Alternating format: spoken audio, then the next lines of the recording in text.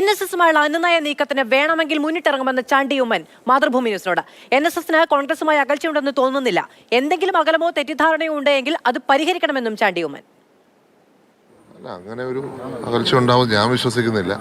കാരണം NSSുമായി എന്നും അടുത്ത ബന്ധം കോൺഗ്രസിനുണ്ട്. കോൺഗ്രസ് നേതാക്കന്മാർ പുലർത്തിയിട്ടുണ്ട്.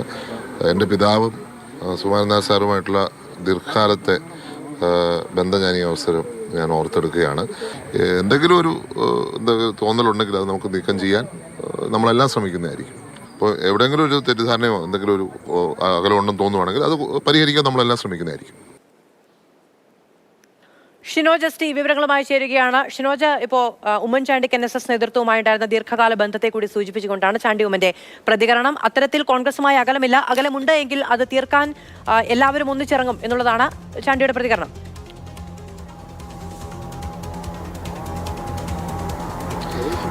അത് കഴിഞ്ഞ ദിവസം പ്രതിപക്ഷ നേതാവ് VD സതീശൻ ഈ കാര്യത്തിൽ പറഞ്ഞത്, അതായത് ഏതെങ്കിലും തരത്തിൽ ഈ NSSനെ അനുനയിപ്പിക്കാൻ ശ്രമം ഉണ്ടാകുമെന്ന് മാധ്യമങ്ങളുടെ ചോദ്യത്തിന് അദ്ദേഹം നൽകിയ മറുപടി എന്ന് പറയുന്നത് അത്തരത്തിൽ അനുനയിപ്പിക്കാൻ ആര് ശ്രമിച്ചു എന്നുള്ളതാണ്.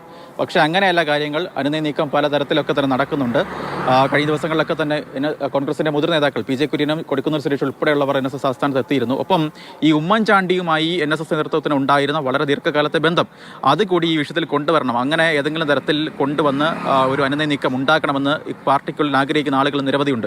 അതുകൊണ്ട് തന്നെയാണ് ഇത്തരത്തിൽ ചാണ്ടിയുമൻ കോൺഗ്രസിൽ യുവ നേതാക്കളിൽ NSSുമായി ഏറ്റവും അടുത്ത ബന്ധമുള്ള ആൾ ചാണ്ടിയുമനാണ്. അതുകൊണ്ട് തന്നെ ചാണ്ടിയുമനെയൊക്കെ ഈ അനുനയ നീക്കത്തിൽ ഭാഗമാക്കണമെന്ന് ആഗ്രഹിക്കുന്ന ആളുകളും പാർട്ടിക്കുള്ളിലുണ്ട്. അതുകൊണ്ട് തന്നെ ചാണ്ടി ഉമ്മനെ കൊണ്ടുവന്ന് ഇത്തരത്തിൽ ഏതെങ്കിലും തരത്തിൽ ചർച്ചകൾക്ക് മുന്നിട്ട് പറയണം. ആ തരത്തിലുള്ള ആലോചനകളൊക്കെ തന്നെ കോൺഗ്രസിനുള്ളിൽ നടക്കുന്നുണ്ട്. അങ്ങനെയാണ് ചാണ്ടി രാവിലെ പ്രതികരിച്ചത്. അദ്ദേഹം പറഞ്ഞത്, ഈ വിഷയത്തിൽ ഏതെങ്കിലും തരത്തിൽ NSSന് ഏതെങ്കിലും തരത്തിൽ പരിഭവമോ പിണക്കമോ ഉണ്ടെങ്കിൽ അത് ചർച്ചയാകെ ചെയ്യാൻ താല്പര്യമുണ്ട്. അതിനുവേണ്ടി മുന്നിട്ടിറങ്ങും. പാർട്ടി നേതൃത്വം പറഞ്ഞാൽ ആ തരത്തിൽ മുന്നോട്ട് പോകാൻ തന്നെയാണ് ചാണ്ടി ഉമ്മൻ്റെയും തീരുമാനമെന്ന് പറയും. എന്തായാലും അല്പസമയം മുൻപ് സുകുമാരൻ നായർ സംസാരിച്ചിരുന്നു. അദ്ദേഹം പറഞ്ഞ ഒരു പ്രധാനപ്പെട്ട കാര്യം, ഈ ഏതെങ്കിലും തരത്തിൽ, അതായത് കഴിഞ്ഞ ദിവസങ്ങളിൽ കൊടിക്കുന്നിൽ സുരേഷും അതൊപ്പം PJ കുര്യനും തന്നെ വന്ന് കണ്ടിരുന്നു. പക്ഷേ ഈ വിഷയങ്ങളൊന്നും തന്നെ സംസാരിച്ചില്ല.